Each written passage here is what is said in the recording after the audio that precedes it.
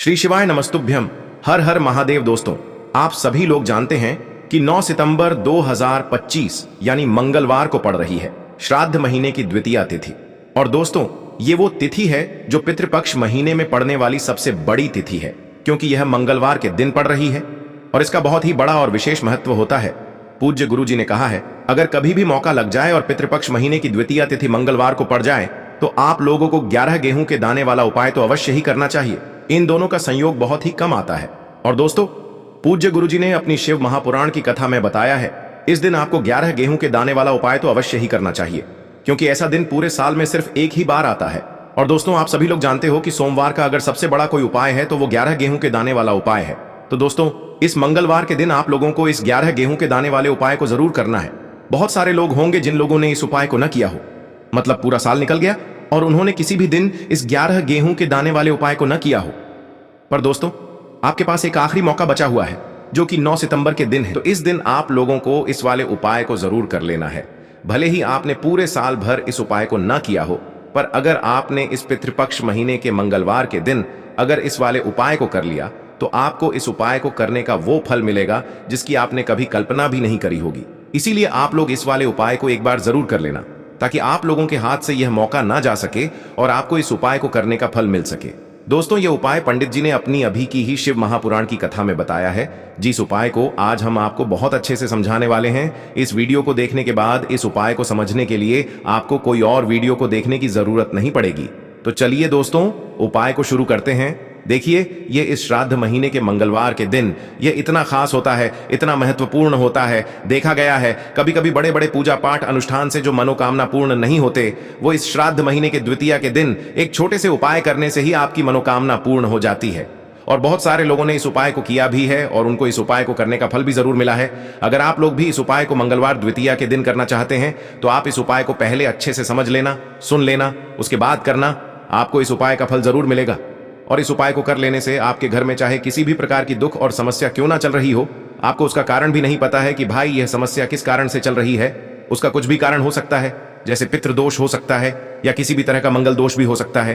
तो इस दिन आप लोगों को ये वाला उपाय कर लेना है। ये एक ऐसा उपाय है जिस उपाय को अगर किसी विशेष दिन पर किया जाए तो भाई उस विशेष दिन का जो है वह तो हमें मिलता ही मिलता है, पर हमने उस दिन पर इस उपाय को किया है तो हमें उससे भी बड़ा फल मिलता है और फल बहुत जल्दी मिलता है, क्योंकि आप इस उपाय को बहुत ही बड़े और विशेष दिन पर कर रहे हो।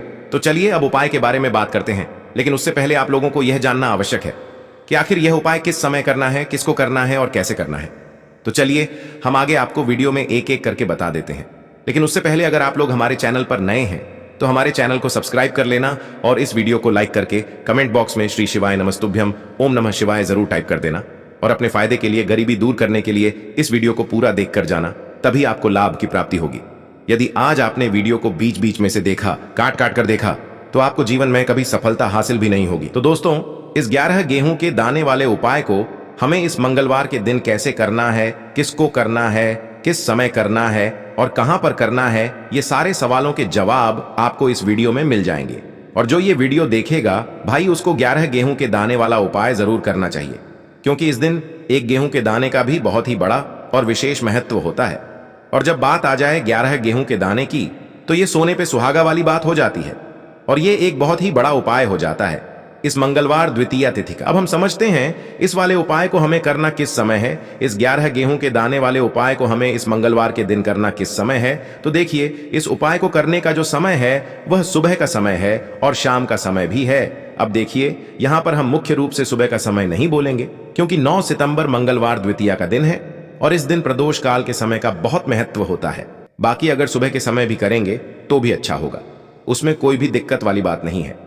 तो चलिए जानते हैं इस विशेष उपाय के बारे में। लेकिन उससे पहले एक प्रार्थना, अगर आप इस चैनल पर नए हैं तो आप इस वीडियो को लाइक करें, चैनल को सब्सक्राइब करें और कमेंट बॉक्स में आप अपनी राशि या अपना नाम जरूर डाल दें, क्योंकि हम राशि से जुड़ा भाग्य भी बताते हैं और भाग्य में चल रही परेशानियों को दूर करने के लिए वह आसान से आसान उपाय भी बताते हैं।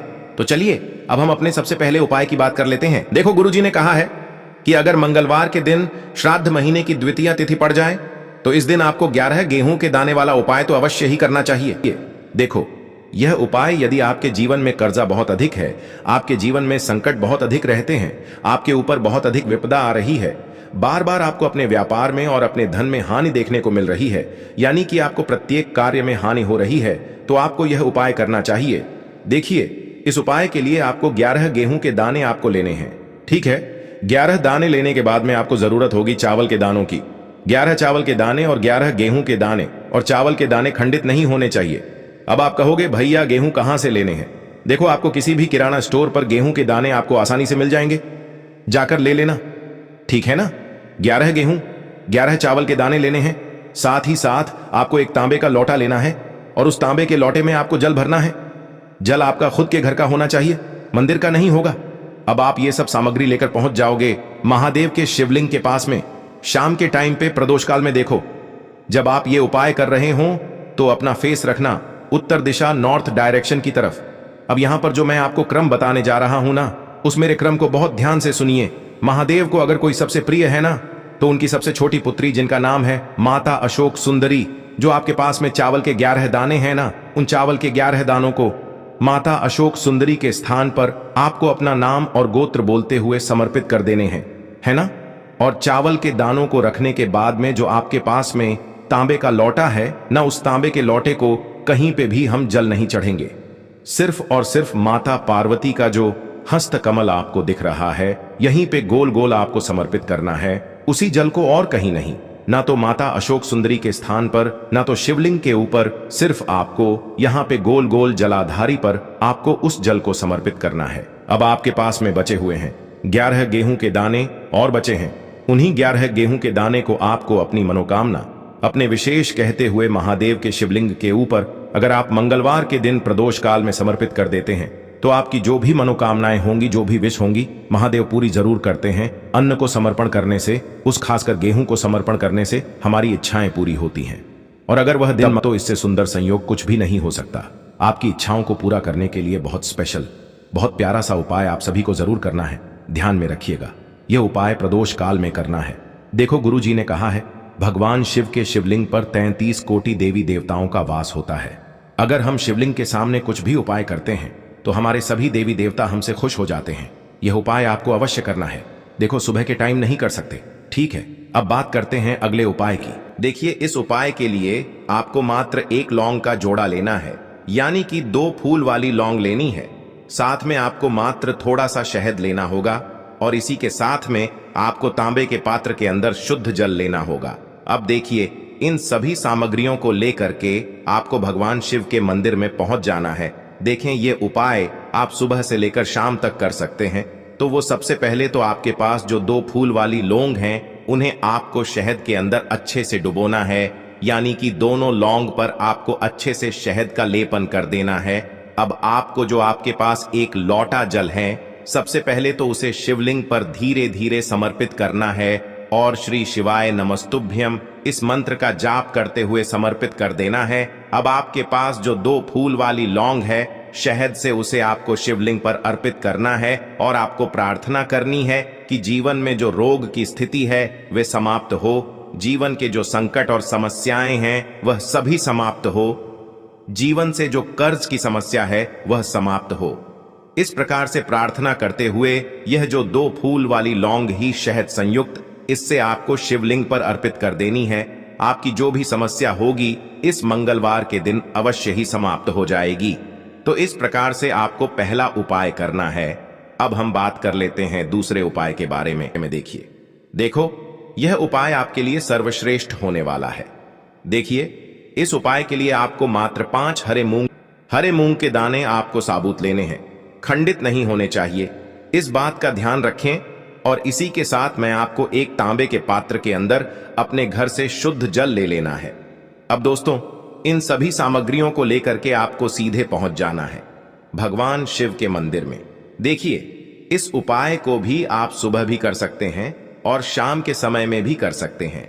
देखिए, भगवान शिव के मंदिर में पहुंचने के बाद आपके पास जो 5 हरे मूंग हैं, उनमें से पहला जो हरा मूंग है, आपको शिवलिंग के सामने जो नंदी महाराज होते हैं और उनका जो पैर उठा हुआ होता है वहां पर आपको पहला हरा मूंग समर्पित कर देना है और आपको ओम नमः शिवाय इस मंत्र का जाप कर लेना है। फिर आपको दूसरा हरा मूंग लेना है और शिवलिंग पर जो श्री गणेश जी वाला स्थान होता है वहां पर आपको यह दूसरा हरा मूंग समर्पित कर देना है, यानी कि शिवलिंग के सीधे तरफ आपको ये दूसरा हरा मूंग समर्पित करना है और फिर आपको ओम नम शिवाय या फिर श्री गणेशाय नम इस मंत्र का जाप कर लेना है। तीसरा हरा मूंग का दान आपको भगवान शिव की सबसे प्रिय पुत्री माता अशोक सुंदरी वाले स्थान पर समर्पित करना होगा। शिवलिंग की जो जलाधारी होती है, जहां से जल बह करके आता है, उसी जलाधारी के बीच में जो कहीं कहीं उठी हुई लाइन होती है सांप की आकृति के रूप में, वहीं पर आपको तीसरा हरा मूंग समर्पित करना है और फिर आपको ओम नमः शिवाय इस मंत्र का जाप कर लेना है। अब दोस्तों चौथा जो हरा मूंग है उसे आपको भगवान कार्तिकेय जी का जो स्थान होता है शिवलिंग पर, वहां पर आपको ये चौथा हरा मूंग का दाना समर्पित कर देना है और आपको ओम नमः शिवाय इस मंत्र का जाप कर लेना है। अब दोस्तों आपके पास जो पांचवा और अंतिम हरा मूंग बचा हुआ है उससे आपको उससे जल के पात्र के अंदर डाल देना है और इस हरे मूंग से युक्त जल से आपको भगवान शिव के शिवलिंग का अभिषेक कर देना है। जल आपको बिल्कुल धीरे धीरे समर्पित करते जाना है और लगातार आपको शिव महापुराण के मूल मंत्र श्री शिवाय नमस्तुभ्यम इस मंत्र का जाप करते रहना है। फिर आपको शिवलिंग के सामने बैठकर, यदि आप अपने बच्चों के लिए ये उपाय कर रहे हैं, यदि आप अपने बच्चों की बुद्धि ज्ञान और विवेक के लिए उपाय कर रहे हैं, तो उसके लिए आपको प्रार्थना कर लेनी है, या फिर व्यापार में वृद्धि करने के लिए ये उपाय कर रहे हैं तो उसकी कामना करते हुए आपको प्रार्थना कर लेनी है, या फिर अपनी नौकरी के लिए कर रहे हैं, या फिर अपने इंटरव्यू के लिए, या फिर धन की प्राप्ति के लिए कर रहे हैं। जिस भी कामना के लिए आप उपाय कर रहे हैं उसे परिपूर्ण करने के लिए आपको महादेव से प्रार्थना कर लेनी है और फिर आपको वापस अपने घर आ जाना है। पूज्य गुरु जी ने कहा है कि जो भी व्यक्ति इस उपाय को कर लेता है तो यकीन मानिए आपके जीवन की जो सारे संकट, कष्ट और बाधाएं ही वो सभी समाप्त होंगे। अब हम बात करते हैं अगले उपाय की। इस उपाय के लिए आपको एक दीपक लेना है।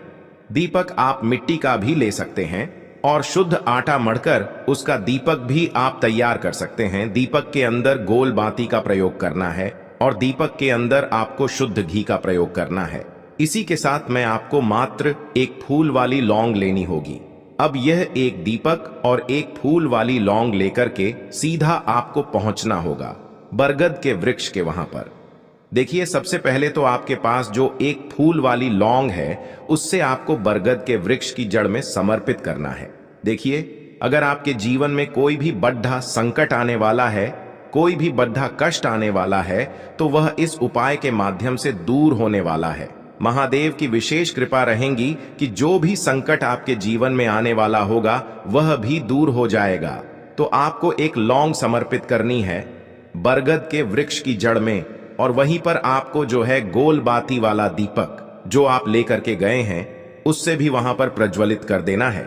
वटकेश्वर महादेव का स्मरण करते हुए देखिए, जब भी आपको जीवन में इस साल लगने लगे कि आपके जीवन में कुछ भी अच्छा नहीं चल रहा है, तब भी आप कोई उपाय करना है तो इस प्रकार से आपको ये उपाय करना है। अब हम जान लेते हैं चौथे विशेष उपाय के बारे में। देखें, यदि आपके विवाह में, शादी में कोई भी समस्या आ रही है, यदि आपका जो कर्ज है वह दिन पर दिन बढ़ते ही जा रहा है, तो आपको ये चमत्कारी उपाय करना चाहिए। कोई भी समस्या अगर जीवन में है तो उसे दूर करने के लिए आप कोई उपाय करना चाहिए। मंगल दोष से जुड़ी हुई समस्या भी है तब भी आपको ये उपाय करना चाहिए। देखिए, इस उपाय के लिए आपको एक तांबे के पात्र के अंदर अपने घर से शुद्ध जल लेना है और इसी के साथ में आपको एक चुटकी लाल चंदन लेना होगा। अब आपको क्या करना है कि जो लाल चंदन आपने लिया है उसे आपको उससे जल के पात्र के अंदर डाल देना है और ये जल्द जो है आपको लाल चंदन से युक्त तैयार कर लेना है और ये लाल चंदन से युक्त जल आपको भगवान शिव के मंदिर में लेकर के पहुंचना है। लेकिन ये उपाय भी आप सुबह से लेकर के शाम तक कर सकते हैं। अब दोस्तों, ये जो लाल चंदन से युक्त जल हैं, इससे आपको भगवान शिव के शिवलिंग पर धीरे धीरे अर्पित कर देना है और आपको लगातार श्री शिवाय नमस्तुभ्यम इस मंत्र का जाप करते रहना है। देखिए, यदि आपके जीवन में विवाह से जुड़ी समस्या चल रही है तो आपको मंगलेश्वर महादेव का स्मरण करना है, और जीवन में अधिक कर्ज की समस्या है तो आपको आरण मुक्तेश्वर महादेव का स्मरण करना है। देखना, एक दिन आपकी सब तरह की समस्या जल्दी ही समाप्त हो जाएगी। तो इस प्रकार से आपको ये चौथा उपाय करना है। अब हम जान लेते हैं अंतिम और पांचवें उपाय के बारे में। देखिए, मंगलवार का दिन है और हनुमान जी भगवान शिव के रुद्र अवतार हैं, तो यह उपाय और भी खास हो जाता है। तो ये जो उपाय है विशेषकर आपको हनुमान जी के वहां पर ही करना होगा।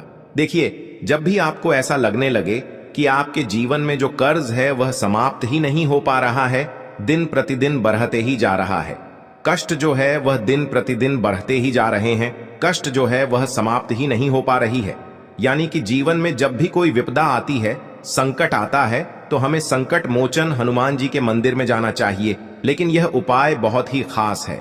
इस उपाय के लिए आपको एक चौमुख दीपक तैयार करना होगा। आपको एक दीपक लेना है, दीपक के अंदर 4 बातियां लगानी है। देखो, बाती के लिए आपको मोली वाला धागा आता है कलावा का, उसकी भी बना सकते हैं, या फिर आप सफेद रुई की जो बत्तियां हैं उन्हें भी बना सकते हैं। अब आपको लेना है एक कटोरी सरसों का तेल, और अब इस दीपक के अंदर या तो आपको चमेली का तेल डालना है, या फिर जो आपने एक कटोरी सरसों का तेल लिया है उसमें आपको सरसों का तेल डालना है, और इसी के साथ में आपको मात्र एक फूल वाली लौंग भी लेनी है। देखिए, अब जो ये दीपक है और लौंग है, इन दोनों का आपको हनुमान जी के मंदिर में लेकर के पहुंचना है। अब सबसे पहले तो ये जो चौमुखी दीपक है, इसे आपको हनुमान जी के सामने प्रज्वलित करना है। दीपक को प्रज्वलित करने के बाद आपको वहीं पर एक बार हनुमान चालीसा का पाठ करना है, या फिर आप आरणमोचक मंगल स्तोत्र का पाठ भी कर सकते हैं। अब आपके पास जो एक फूल वाली लोग है, उनसे आपको अपने सीधे हाथ में रखना है। आपको प्रार्थना करनी है हनुमान जी से कि जीवन की जो भी संकट है, विपदा है, वो सभी आपकी कृपा से दूर हो। और ये जो एक लौंग है, इससे भी आपको उससे चौमुखी दीपक के अंदर डाल देनी है और अपनी मनोकामना बोल देना है। गुरु जी कहते हैं कि कुछ दिनों में ही आपकी सब मनोकामना पूरी हो जाएगी। तो इस प्रकार से ये सुंदर सा और सरल सा उपाय करना है। बात कर लेते हैं जो कि है तुलसी जी के पत्तों का बहुत ही चमत्कारिक उपाय। देखिए, हम सभी के घरों में माता तुलसी का पौधा अवश्य ही होता है। तो देखिए, हमें तुलसी जी के पौधे से सबसे पहले तो 3 पत्ते तोड़ने हैं। तो देखिए, तुलसी जी के आपको 3 पत्ते तोड़ लेने हैं, और इन तुलसी जी के पत्तों को तोड़ने के बाद आपको एक छुटकी हल्दी भी अपने साथ में लेनी है। हल्दी के अंदर आपको जल मिलाकर के पेस्ट के रूप में तैयार करना है, और इसी के साथ में आपको एक दीपक भी लेना होगा। दीपक आप मिट्टी का भी ले सकते हैं, आटे का भी ले सकते हैं, और इस दीपक में आपको शुद्ध घी डाल करके इसमें आपको लंबी रुकी बाती का प्रयोग करना है। देखिए दोस्तों, आपके पास है 3 तुलसी जी के पत्ते। तो पहला जो तुलसी जी का पत्ता है, उस पर आपको सबसे पहले तो जो आपने हल्दी ली है उसकी एक बिंदी लगानी है।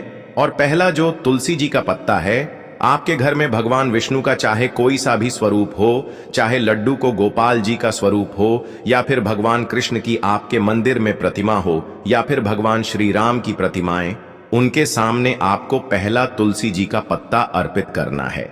अब देखिए दोस्तों, आपके पास जो 2 तुलसी जी के पत्ते हैं और आपके पास जो एक दीपक हैं, इन्हें आपको लेकर के पहुंचना है अपने ही घर में तुलसी जी के पौधे के पास में। देखिए, सबसे पहले तो आपके पास जो 2 तुलसी जी के पत्ते हैं, उन पर भी आपको हल्दी की एक एक बिंदी लगानी है, और उन दोनों ही तुलसी जी के पत्तों को आपको अपने घर में तुलसी जी के पौधे के वहां पर ही अर्पित कर देने हैं।